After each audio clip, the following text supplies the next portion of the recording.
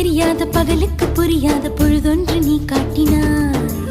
இதயத்தில் நீ இருப்பதனால் நான் தூங்கும் நேரத்தில் என்னுள்ளே தூங்காமல் நெஞ்சுக்குள் வாயாடினாய். கண்ணாடி நீ கடிகாரம் நான் உன்னுள்ளே ஓடோடி வாழ்வே.